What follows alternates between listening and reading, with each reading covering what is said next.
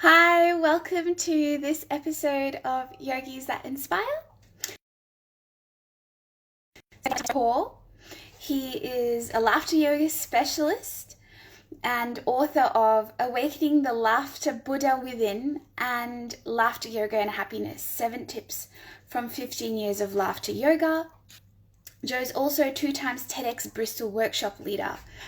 I met Joe last week at the World Yoga Festival, and I did a session with him, and I must say I absolutely had a good laugh. So I'd like to go live.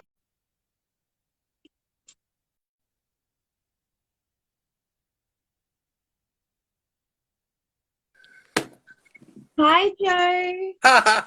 Hello, Ratika. Welcome to Yogis that Inspire, and I'm looking forward to learning about what you do and hearing more about your story and Great. sharing some tips to help people get through the life and the pandemic and any anxiety or depression, that Yeah, people may suffer from, yeah. including myself. Yeah. It's it's part of being alive, isn't it? Yeah, it really is. That's just kind of how it is. Um, Yeah. uh, So, Joe, can you tell us a bit more about your story through the lens of mental health and your personal journey towards laughter yoga? Ratika, can you ask a slightly more precise question?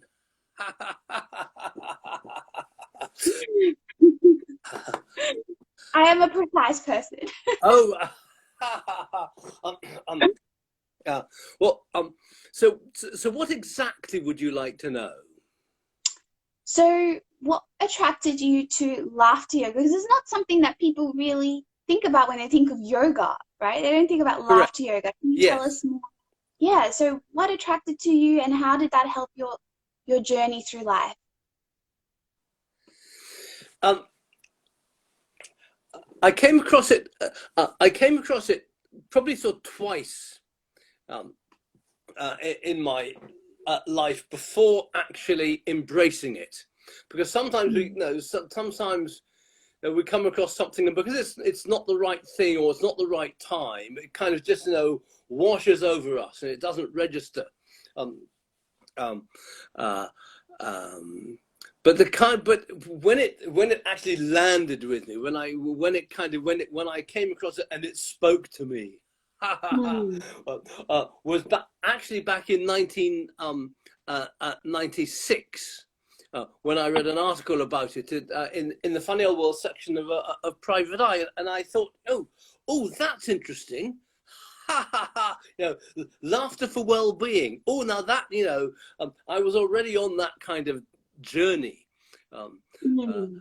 and it was exactly the right piece of information, at the right time for me in my own life, and there we are. So with all these things, no, it's a question of timing, isn't it? We come across something when it's the right time. Well, nothing's going to stop us. And when it's not the right time, well, nothing's going to make it happen. And so Mm. when it's the right, and back in 1996, that for me was the right time, absolutely the right time in my life. There I we see. are. Thank you for sharing. Where did laughter yoga originate from? Well, um, it did indeed absolutely originate in India, and actually, it's I think the term sort of laughter clubs and laughter yoga was first used back in about 1972 with a small group. But the real impetus for laughter yoga and the global laughter yoga movement came with Dr. Madan Kataria back in Mumbai in 1995. Um, and he was a GP at the time. He was still practicing as a GP, and he was researching all the health benefits of laughter. And he had one of these 4 o'clock in the morning sort of moments when he suddenly thought, "Oh my goodness, let's just get people together to laugh." Because the important thing he had realized was that the benefits come from the act of laughter itself, like we did, like we did at the World Yoga Festival. It's the act of doing it, because it's nothing to do with jokes or humor or funny or comedy. So we don't have to use our brain at all. We don't have to think. We can get out of our heads. Like we did at the World Yoga Festival. Do you remember our session? Do you remember the session? Yeah, I do remember the session. So there's lots of movement, lots of embodiment, lots of flexibility, a fair bit of posture, and various sort of postures, and breathing and relaxing. So it's absolutely a body-based approach to wellness and well-being and mental health. It's very much using the resources that are embodiment, our physicality, the whole of our body, no matter how much or how little we can do with it, and our breath, how much these can just help our body change our mind. That's can you share some simple like body positions that can help lift the mood for anxious or depressed people, like something that they can do?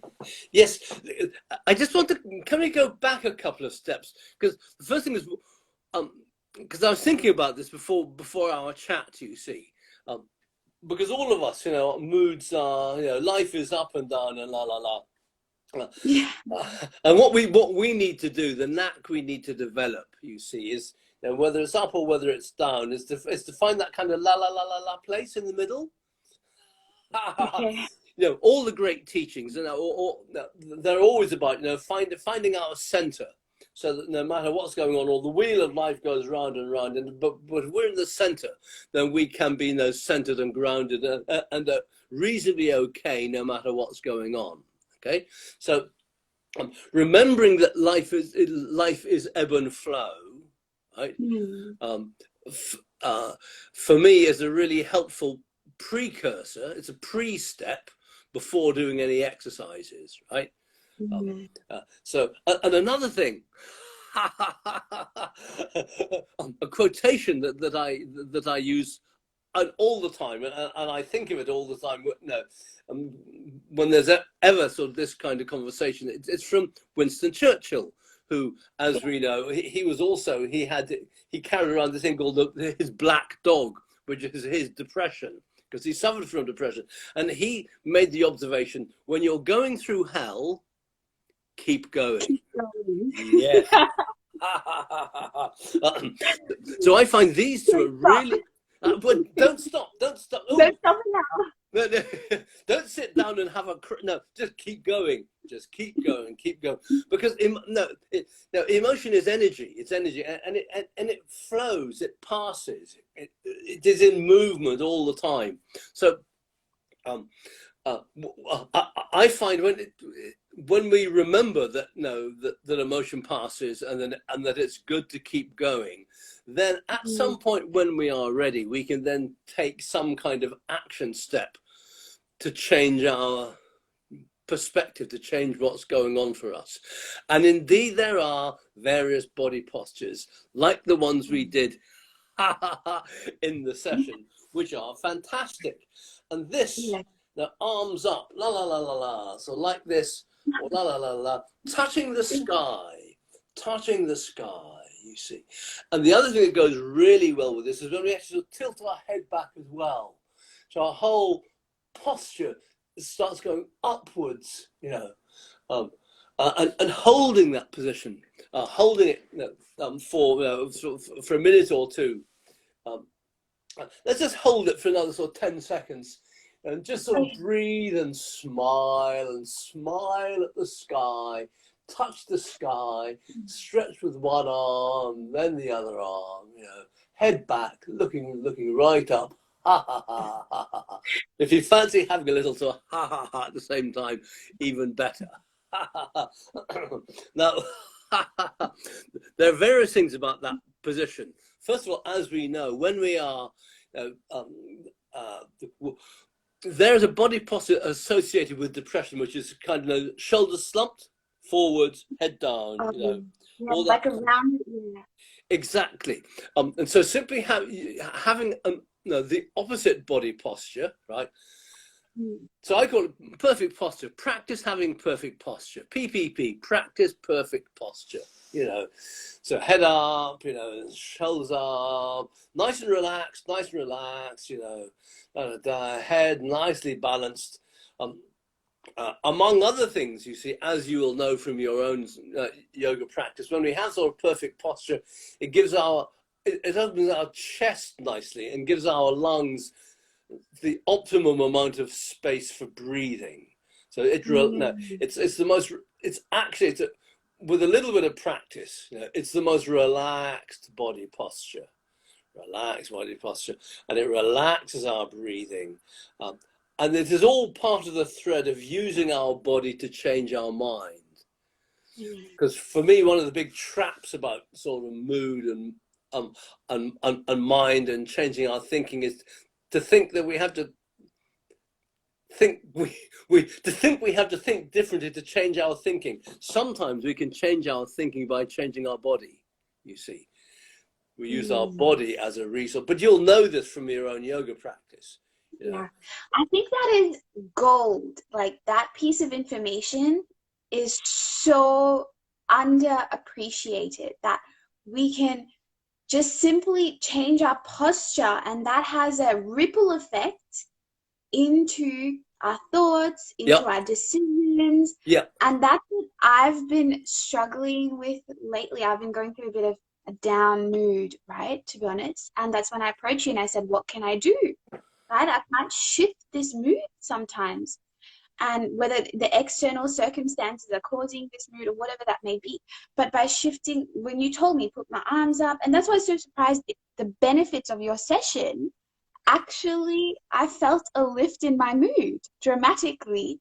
Even though I thought it was peculiar and a bit odd and a bit embarrassing to move and laugh without a comedy act, right? But actually, it actually helped me shift my mood. And so since that session, I've been trying to be more conscious about my posture and how I'm breathing in that posture, so that I'm a bit more at ease about tackling the difficulties in my life.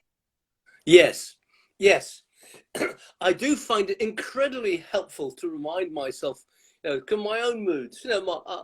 I'm human. We're all human. So the energy of life is up and down and up and down. And when I might be feeling a bit kind of meh, first of all, I remember that it'll pass. It's just an emotion. It's just a feeling. It'll pass. Keep breathing. Just keep breathing and keep focusing, and just really start focusing and paying attention to, it's classic mindfulness. Really start paying attention to, so I will really start paying attention to where I am and what I'm doing and how I am and my body and my environment, and really coming into the moment, right, rather than being in my head, right. And that is somehow somehow in the whole sort of scheme of life, when we come into the moment, right, that's where life is, isn't it? That's where the magic is, right?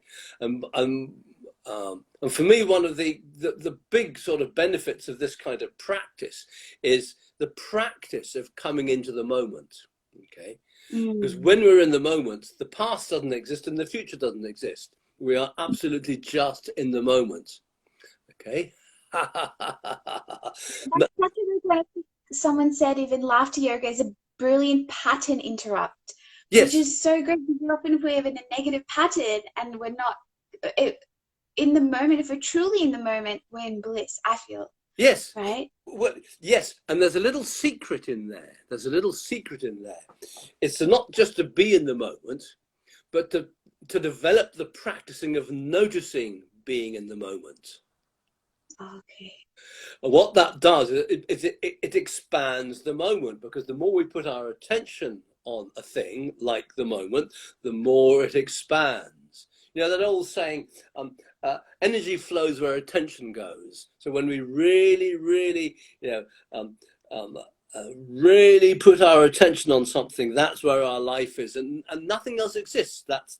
Life is right here, right now. So in this moment, and it is a wonderful practice, because it is such a good antidote to all the kind of that happens in life. Now, the other thing, the other particular thing, and I think we covered this a bit in our session at the World Yoga Festival, was one thing we can do with, certainly the way I like to practice laughter yoga, is we can bring laughter yoga to absolutely any other activity by smiling, for example. So the practice, don't just sort of be in the moment, but be in the moment with a smile. And notice what kind of difference it makes to your own life, to our own life, when we really come into the moment and smile.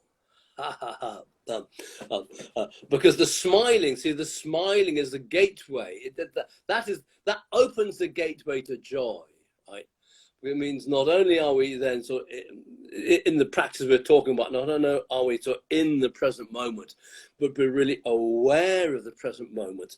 And the smile, or the laugh, if you like, helps us enjoy being in the present moment. You see, it just ramps up our engagement with the present moment. How about that? That's great. And I think laughter yoga can be applied to anyone who can talk, you're right? Irrespective of their ability or disability, it doesn't matter. They can all incorporate this not only in a session, but also throughout their life, throughout any situation. And I notice how you respond to adversity. Well, my mom does this. My mom she often responds with a nervous laugh. So she's like, if I tell her some bad news, she'll be like, ha ha ha. I'm like, that's not funny.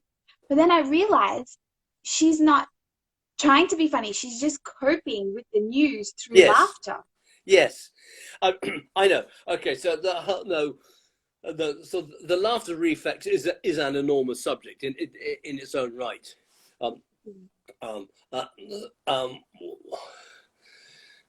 One of the reasons why, it is, for example, a great sort of pattern interrupter, right? Is that so when we laugh, we don't have to laugh for very long. When we laugh, we start to change our own internal biochemistry. Okay, and so we start to release all the kind of the really sort of nice chemicals, the dopamine, the oxytocin, the serotonin, and the endorphins, right? So there are these measurable sort of biochemical changes that happen with us. But what happens before that, you see, is the intention, right?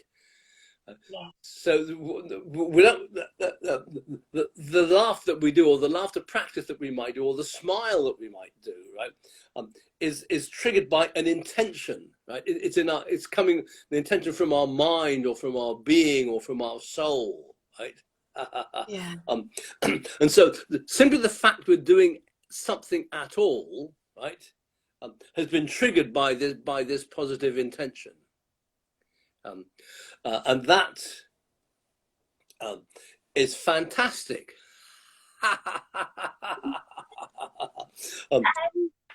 Can you say like some simple habits like people can take home to incorporate laughter yoga into their lives?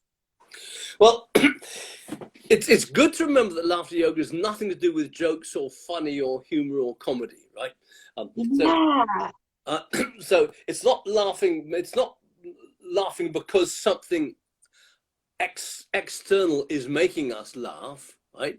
It's it's the act of intentional laughter, unconditional laughter, and this is the overlap with yoga, right? We do the laughter practice for its benefits, right?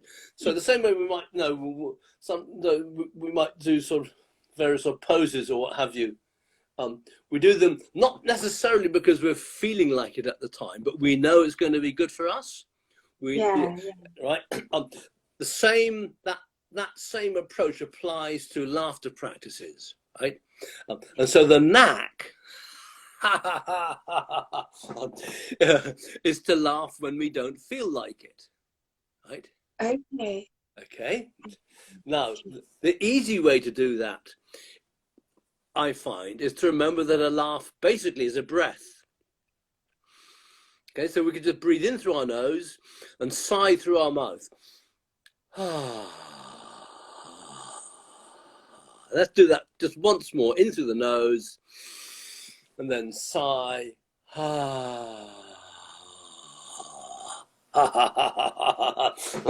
Now, when we do it in a nice light-hearted way, because lightness and light-heartedness, life is better when it's light-hearted. So we'll do the in through the nose and out through the mouth with a smile this time, okay?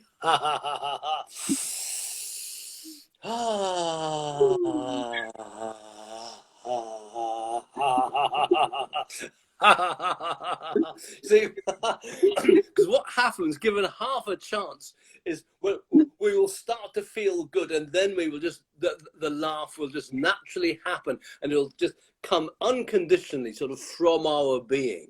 Can I say that? I just laugh like laughing, like I just see you laugh and then I laugh.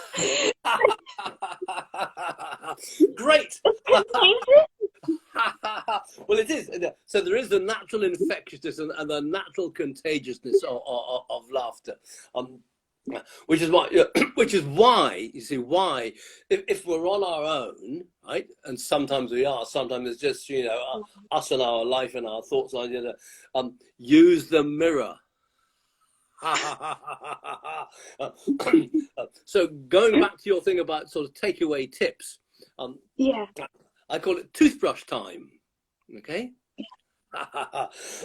Because generally, we end up in front of a bathroom mirror pretty early on in our morning when we're going to be doing well, we can make that a really sort of enjoyable, light-hearted activity rather than just going. We can practice smiling at this and making faces at us, and even when we're making faces at ourselves, sometimes it's just so ridiculous. It just becomes genuinely funny, right? And we don't want to choke while we're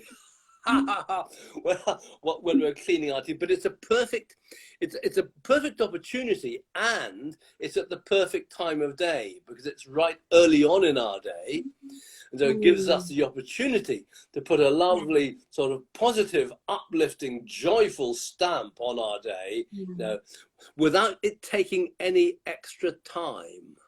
That's brilliant. I like that. Now, the same applies, of course, in the evening as well, right?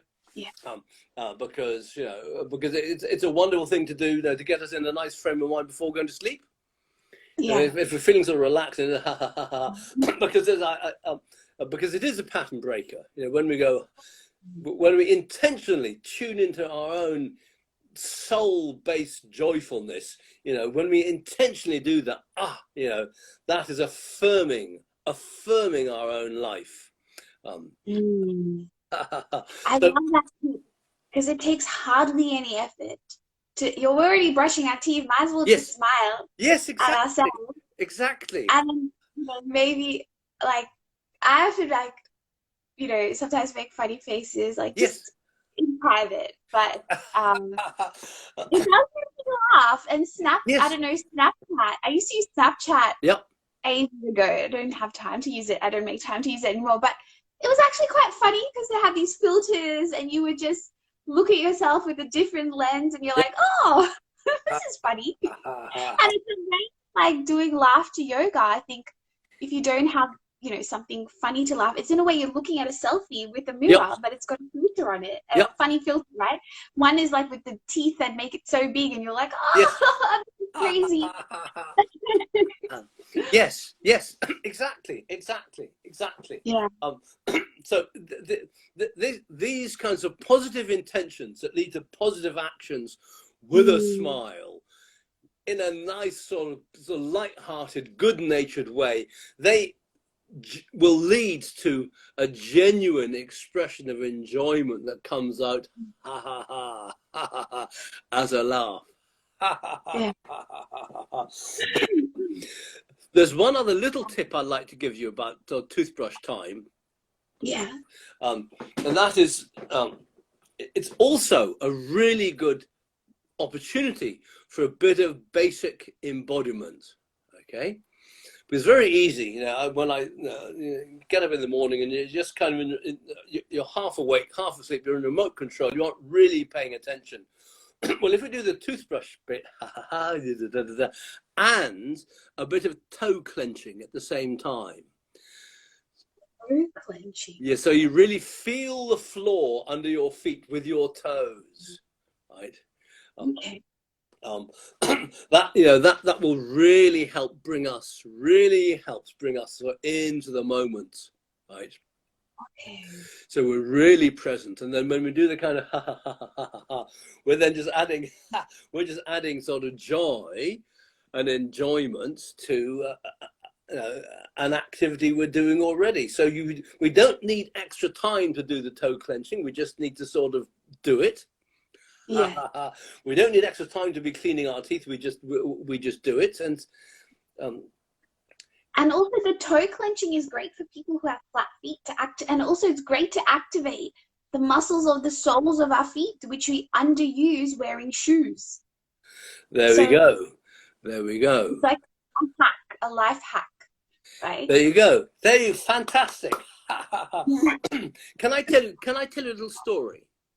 Yes. It's an email I received from someone yesterday, okay? And she came on a course. She came on the last in-person course I was able to run before the whole sort of lockdown one started. It was in March last year. And then she did a couple of follow-on sessions because there was a group of us. I ran a support group for them, and it was great. It was really, really lovely. And I had an email from them yesterday, and she was saying that, you know, she'd let her sort of laughter yoga practice sort of slip a little bit, but the one thing she had noticed is that because she'd been doing it for so long, a year or so, she noticed that things just weren't getting to her in the same way that they were before, right? And she attributes that to the laughter yoga and the laughter yoga practice, right? And so, and it was perfect timing for her to send that email before this conversation, because what it shows is again, you'll know this from your own yoga, right? The real benefits come from sustained practice. When we do it, then the picture's going a bit funny. I don't know if that's your Wi-Fi or mine. You're not going a bit. Perfectly. So, can you see me okay? Yes. All is good. Yes. Okay. Then it must be something sort of mind. You're gone a bit blurry, and that's the screen, not my eye.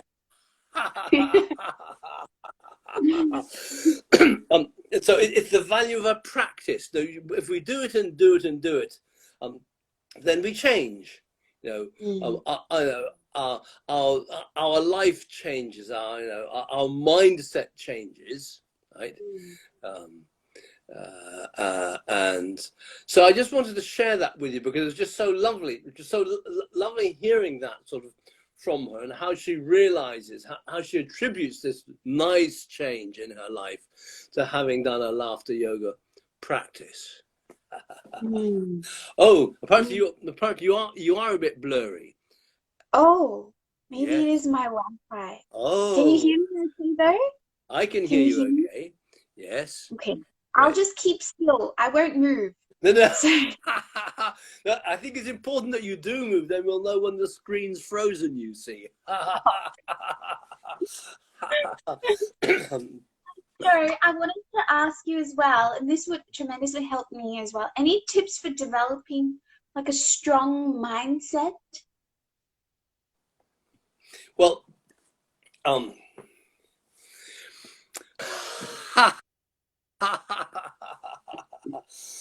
So life doesn't affect you like the downs in life, like you said with that lady story. It doesn't affect you so much when it gets you. You're like, oh, I could still maintain well, the sanity. great practice, is going to be coming into the moment joyfully. Practice Mm. being in the moment joyfully, uh, and really it's just practicing noticing being here now. Mm. Notice being here now, and smile. Practice not just the noticing but the smiling, so we really enjoy being here now. Okay. uh, um, a practice that I used, um, I still do it, but it's different now. Is I used to notice at what point I took my first conscious breath in the day, right?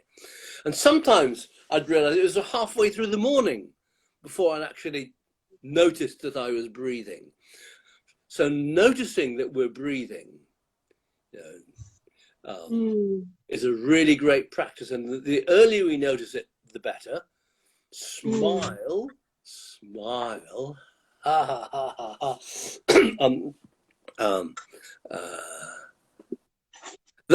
I mean, those are the kinds of simplest practices that I myself that I use. I don't know, and I teach like so with this with the woman I mentioned. Practice being here now joyfully, and that means smile, but smile not just from the face. You know, feel what the smile feels like. So when we have a smile on our face, it's not just that kind of sort of rictus grin, but feel the enjoyment, feel what it feels like, feel the softening around the mouth, feel the softening around the eyes, right? Get used to feeling the feeling, and then it'll sort of sink down to our heart, to our being, right? And so a smile then becomes an expression of the joy of being alive. And the more we practice that, the more we then will sort of build up our own sort of inner reserves. The catchword nowadays, of course, is resilience. Oh, Cremilda! Hello!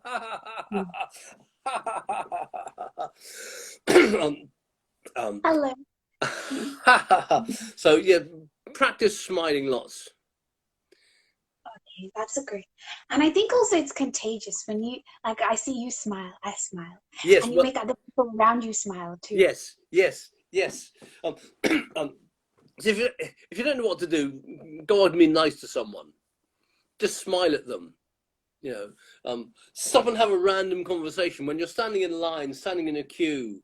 If it's not impossible, even just sort of say, we never know what's going to happen when we have a little kind of sort of random moment, and generally, if they will love it and we will love it.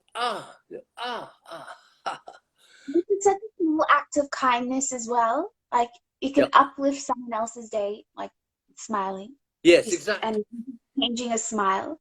Yes. The Dalai Lama, so one of his quotations apparently is the most selfish thing we can ever do is be nice to someone, because what we give out comes back. So if you give out a nice vibe, it'll come back, right? You smile at someone, they will smile back. Almost invariably. Ezra, Yeah. hello. That's a great quote that you shared. I love when you share these quotes, even on your videos, your YouTube videos. I love when you talk about, and how it's impacted your life and you relate it to your life, these quotes.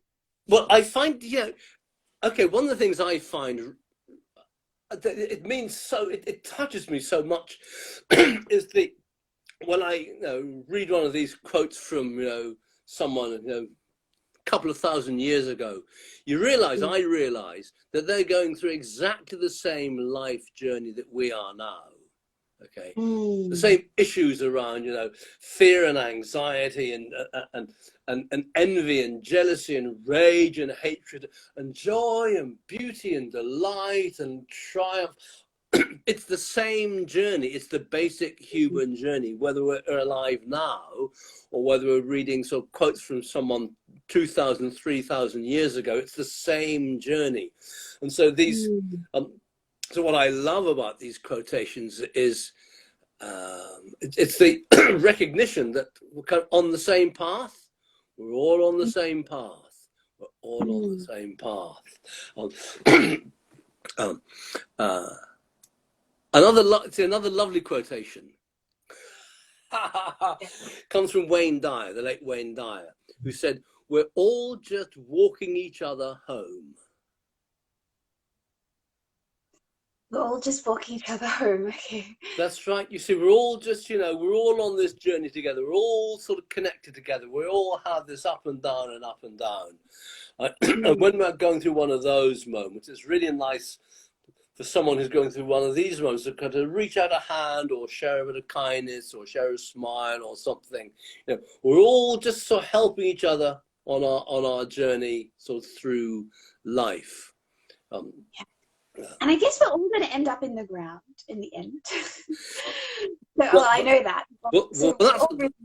That's maybe where our body will end up. Yeah, our body will end up. Yes. And Joe, what is the best resource that has helped you along the way? Or what have you read? I know you said a couple of quotes. What have you read or listened to lately that has really inspired you? I'm just dusting it off now. The Power of Myth, Joseph Campbell, and he talks about the sort of the hero's journey, because he talks about the way that we're all on the journey. The phases and stages of our life, they are sort of true for all of us, no matter where we are in the world, right?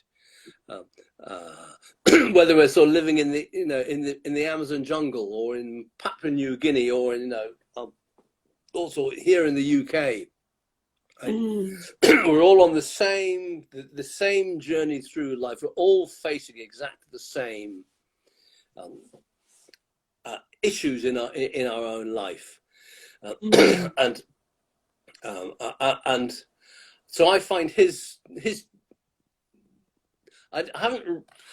If you can get hold of these videos, you see, they are fantastically sort of watchable, and he's a very sort of warm. He's a natural communicator, and he loves his subjects. And I found it they're just. I've watched them over and over again, and every time I watch them, I take sort of something new from them. Because he's a guy now. Follow your bliss. That's his sort of great. That's probably the statement, the quotation he is best known for. Follow your bliss. Okay, I like that. It's a good one. And Joe, anything else you'd like to share before we leave today? Anything you'd like to share to our listeners? First of all, it's okay.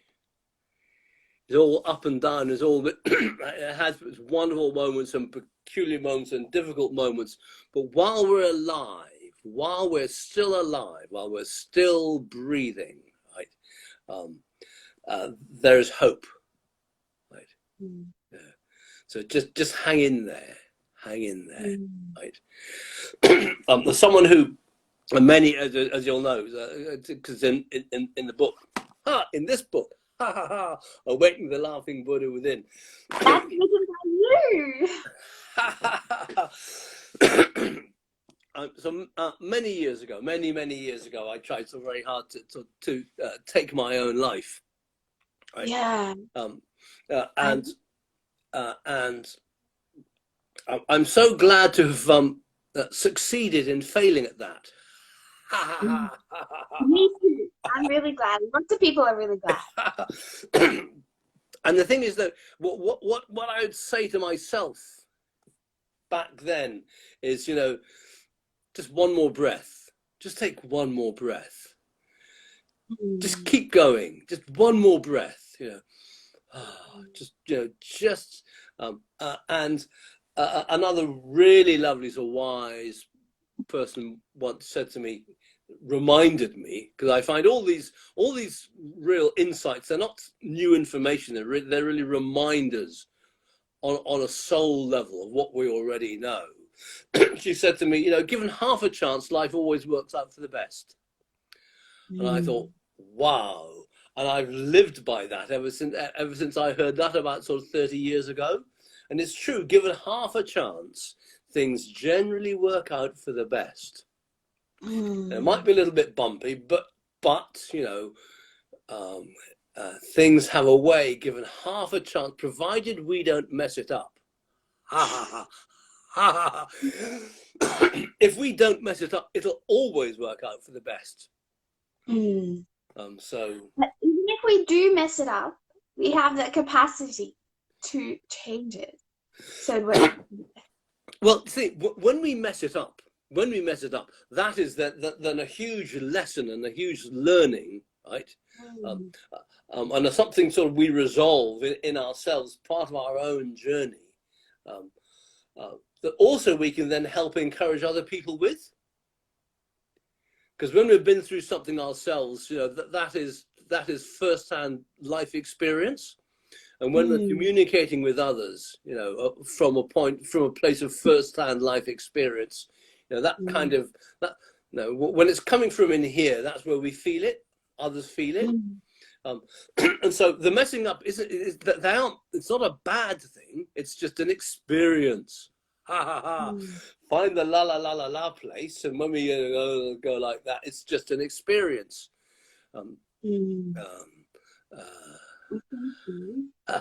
And that's some great tips to be aware of. Yes. As we journey through. Yeah. And I'd like to also you to share how our listeners can connect with you and what you have to offer, your programs that you offer, your Joy of Conference. Yes. Well, a good place to start is the website BristolLaughterClub.com.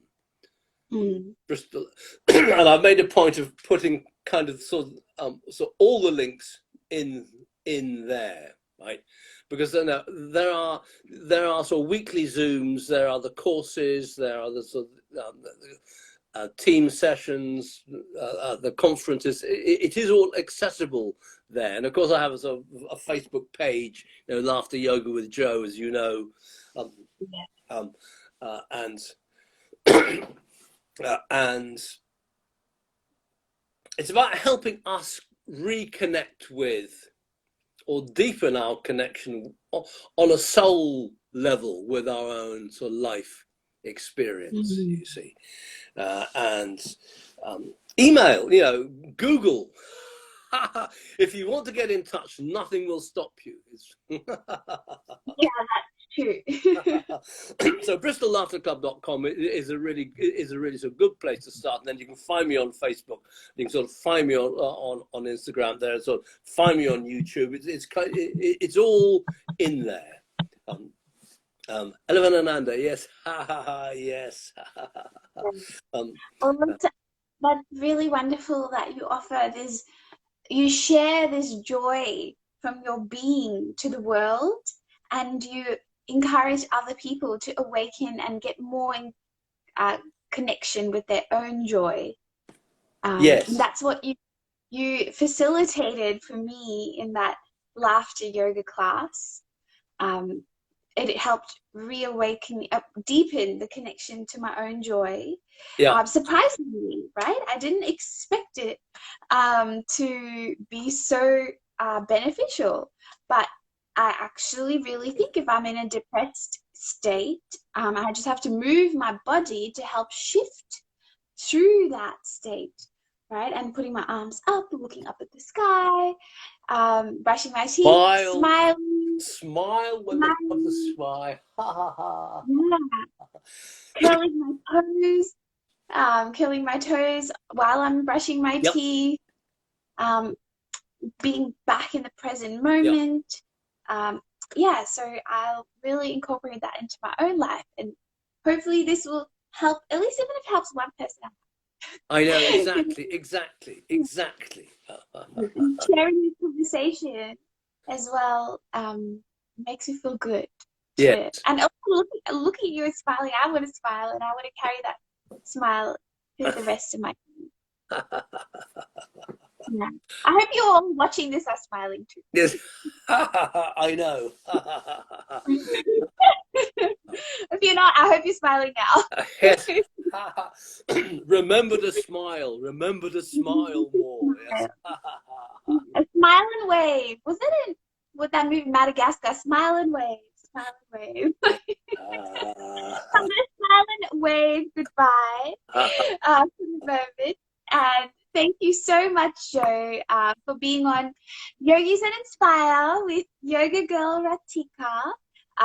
It's real lovely to have you on, and have a wonderful day.